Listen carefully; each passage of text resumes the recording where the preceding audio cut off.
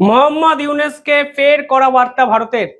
কালকে ভারতের পক্ষ থেকে একটি নোটিফিকেশন জারি করা হয়েছে, সেখানে বাংলাদেশের সঙ্গে যে আর কোনো সম্পর্ক রাখা ভারতের পক্ষে সম্ভব নয় তা পরিষ্কার হয়ে গেল সেই নোটিফিকেশনে।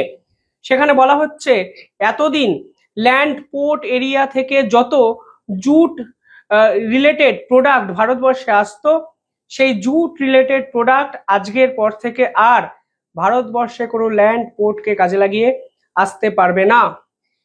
নির্দিষ্ট করে বলা হয়েছে জুটের তৈরি একাধিক ফাইবার জিনিস, একাধিক তন্তুজাত জিনিস এবং অনেক জুটের সামগ্রী যেগুলো এতদিন ধরে ভারতে আসতো এবং ভারতের মার্কেটকে ডমিনেট করতো, কারণ বাংলাদেশের পাটের দাম অনেক কম আপনারা জানেন। সেই পুরো প্রোডাক্টগুলোর উপর সম্পূর্ণ নিষেধাজ্ঞা লাগিয়ে দিল ভারত সরকার। এর একটা জিওপলিটিক্যাল ব্যাখ্যা আছে, কিন্তু সব থেকে সহজ ব্যাখ্যা হলো মোহাম্মদ ইউনূসের সঙ্গে সম্পর্ক কোনোভাবে ভালো করার সম্ভাবনা কিন্তু দেখা যাচ্ছে না। বাংলাদেশের পক্ষ থেকে স্টেটমেন্ট দেওয়া হয়েছে, বাংলাদেশ পরিষ্কার বলেছে এটা নাকি ভারত নিয়ম বিরুদ্ধ কাজ করছে। এবার আমি আপনাদের বোঝানোর চেষ্টা করছি কেন ভারত এটা নিয়ম বিরুদ্ধ কাজ করছে না। দেখুন, WTO ওয়ার্ল্ড ট্রেড অর্গানাইজেশনের একটি ধারা পরিষ্কারভাবে যেখানে বলা হয়েছে আপনারা আপনাদের ডোমেস্টিক মার্কেটকে বাঁচানোর জন্য সেফগার্ড মেজার নিতে পারেন। অর্থাৎ আপনাদের যদি মনে হয় একটি পার্টিকুলার পণ্য আপনাদের দেশে ঢোকার ফলে আপনাদের ডোমেস্টিক মার্কেট এফেক্টেড হচ্ছে, তাহলে আপনারা আপনাদের ডোমেস্টিক মার্কেট বাঁচানোর জন্য যে কোনো পন্থা কিন্তু অবলম্বন করতে পারেন। ঠিক একই কায়দায় এই সেফগার্ড মেজার্স নিয়ে আমেরিকা ভারতের স্টিল, অ্যালুমিনিয়াম, অটোমোবাইল পার্টস ইত্যাদি বিভিন্ন প্রোডাক্টের উপর কিন্তু ট্যারিফ লাগিয়ে দিয়েছিল 2018 সালে।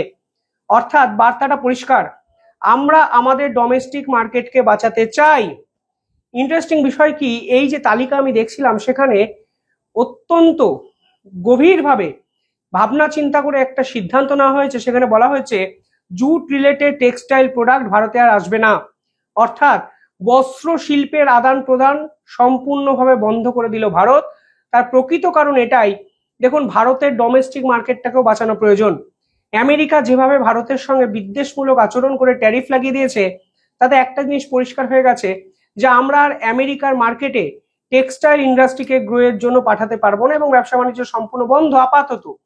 পুতিন এবং ডোনাল্ড ট্রাম্পের মিটিং 15ই আগস্ট আলাস্কায়, এরপরে হয়তো পুরো বিষয়টা জট খুলতে পারে। এই মুহূর্তে দাঁড়িয়ে ভারত ঠিক সেটাই করলো যেটা করা প্রয়োজন ছিল। যদি এই যে টেক্সটাইল রিলেটেড প্রোডাক্ট বাংলাদেশ থেকে ভারতে আসতো, তাহলে ভারতের পাট শিল্পের সঙ্গে জড়িত যারা শিল্পী আছেন, যারা বস্ত্র তৈরি করেন, ব্যাগ তৈরি করেন, জুট রিলেটেড একাধিক প্রোডাক্ট তৈরি করেন, তাদের কিন্তু অসুবিধার মধ্যে পড়ে যেতে হতো, কারণ বাংলাদেশের তন্তুর দাম ভারতের থেকে অনেকটা কম। ফলে এইটা হলো সেফগার্ড মেজার্স। আমি সহজ ভাষায় আপনাদেরকে বোঝানোর চেষ্টা করলাম।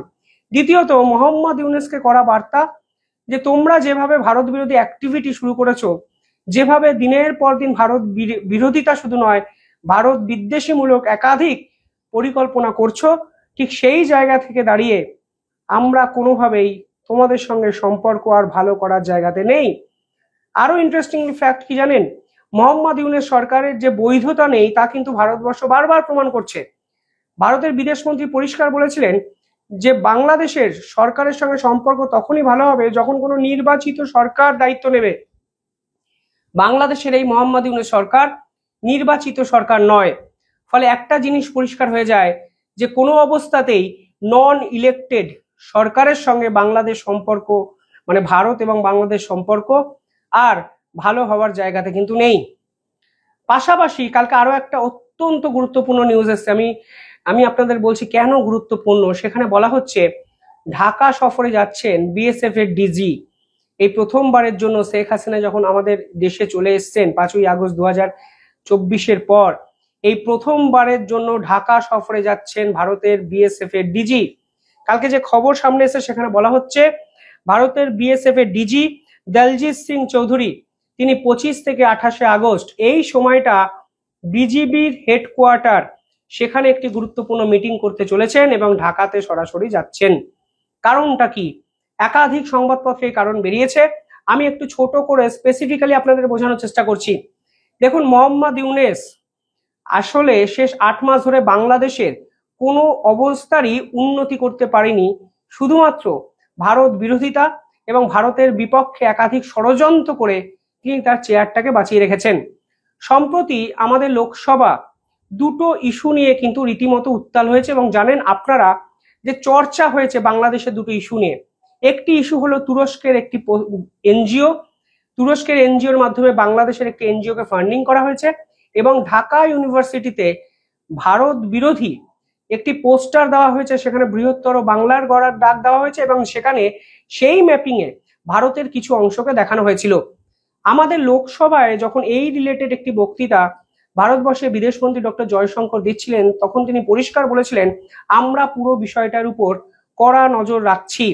অর্থাৎ বাংলাদেশের একদম মাইক্রো লেভেলে কি হচ্ছে তার খবর ভারতের গোয়েন্দা, ভারতের বিদেশ মন্ত্রক এবং স্বরাষ্ট্র মন্ত্রকের কাছে যে আছে তা কিন্তু সেদিন ভারতবর্ষের বিদেশমন্ত্রী বুঝিয়ে দিয়েছিলেন। ঠিক তার এক সপ্তাহ বাদে পার্লামেন্টে লালমনিরহাট এয়ারবেস নিয়ে কিন্তু কথাবার্তা হয়, এবং লালমনিরহাট এয়ারবেস, এই এয়ারবেস বহু চর্চিত একটি জায়গা, যা কিনা ভারতবর্ষের শিলিগুড়ি করিডোর থেকে অনতি দূরে অবস্থিত। এই লালমনিরহাট এয়ারবেসটিকে চায়নার হাতে তুলে দেওয়ার পরিকল্পনা মোহাম্মদ ইউনূস নিয়েছেন। পার্লামেন্টে সেদিন সরাসরি প্রশ্ন করা হয়েছিল যে এই বাংলাদেশের পরিকল্পনাটা কি। সেখানেও কিন্তু ভারতবর্ষের বিদেশ দপ্তরের একদম প্রতিমন্ত্রী জানিয়েছিলেন, লালমনিরহাট এয়ারবেস নিয়ে বাংলাদেশ মিলিটারি রিলেটেড কিছু করার পরিকল্পনা আপাতত নেই, তারা আমাদের অফিসিয়ালি জানিয়েছে। কিন্তু অফিসিয়ালি জানানো আর লুকিয়ে লুকিয়ে পরিকল্পনা করা দুটো তো এক জিনিস নয়। বাংলাদেশের আইএসআই তৎপরতা বেড়েছে, বাংলাদেশের ডোনাল্ড ট্রাম্পের আর্মি সরাসরি চট্টগ্রামে ঢুকে গেছে, সেখানে বাংলাদেশের আর্মির সঙ্গে ট্রেনিং হচ্ছে, এবং বাংলাদেশের সেনা প্রধানের একাধিক গুরুত্বপূর্ণ ব্যক্তি তুরস্কতে গেছিলেন 23 থেকে 25 আগস্ট, এবং সেখানে তারা তুরস্কের সঙ্গে একাধিক অস্ত্র চুক্তি করেছে। এমনকি পাকিস্তান, তুরস্ক এবং বাংলাদেশ একত্রে মিলে ভারত বিরোধী একটি ব্লক তৈরি করেছে। এই সমস্ত বিষয়ের কাউন্টার স্ট্রাইক করার সময় যে ভারতে চলে এসছে তা কিন্তু ভারত বুঝিয়ে দিচ্ছে, এবং বোঝাতেই ভারতের বিএসএফ এর ডিজি সরাসরি বাংলাদেশে যাচ্ছেন এবং মোহাম্মদ ইউনূসকে তার আসল অকাতটা কিন্তু বোঝাচ্ছেন। পাশাপাশি যদি বর্ডার এরিয়া আপনারা দেখেন তাহলে বুঝবেন, কালকেই বাংলাদেশ পুলিশের এক কর্তা কিন্তু গ্রেফতার হয়।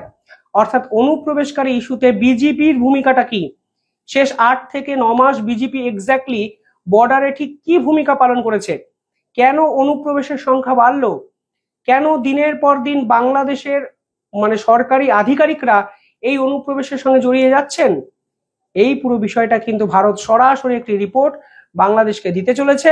এবং বিজেপি যেভাবে দিনের পর দিন হুমকি এবং হুঁশিয়ারি দিয়ে বোঝানোর চেষ্টা করছে যে তারা বিএসএফ কে পিঠ দেখাবে না, বিএসএফ কে পিঠ দেখানো দিন শেষ, এর পাল্টাও কিন্তু ভারতের পক্ষ থেকে পরিষ্কার বার্তা দেওয়া হবে। দেখুন, সরকারের অ্যাপ্রোচ দেখে বোঝা যায় সেই দেশের সেনাবাহিনীর কি অ্যাপ্রোচ হবে। যেহেতু ভারত সরকারের অ্যাপ্রোচটা এই মুহূর্তে কি, চূড়ান্ত মোহাম্মদ ইউনূস বিরোধী, কোনো অবস্থাতেই বাংলাদেশের সঙ্গে সম্পর্ক ভালো করবে না ভারত, প্রত্যেকটি পদক্ষেপে কিন্তু বোঝানো হচ্ছে।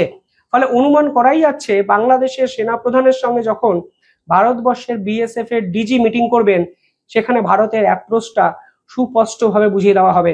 পরিষ্কার বোঝানো হবে, যদি তুরস্ককে আপনারা দক্ষিণ এশিয়ায় আনতে চান, আমরা আপনাদের ছাড়বো না। পরিষ্কার বোঝানো হবে, যদি অনুপ্রবেশকারী ইস্যু যদি আপনারা থামাতে না পারেন, তাহলে আমরা পাল্টা গুলি চালাবো। পরিষ্কার বোঝানো হবে, যদি শিলিগুড়ি করিডোরকে নিয়ে কোনো পায়তারামি করেন, তাহলে আমরাও প্রস্তুত আপনাদেরকে সবক শেখানোর জন্য।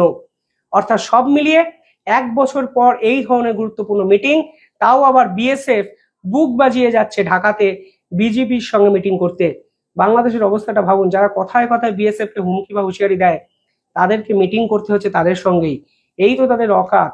আবার ক্যামেরার সামনে খালি বলবে বিএসএফ কে পিঠ দেখাবো না, পুশব্যাক মানবো না, সীমান্ত হত্যা মানবো না, কত বড় বড় ডায়লগ।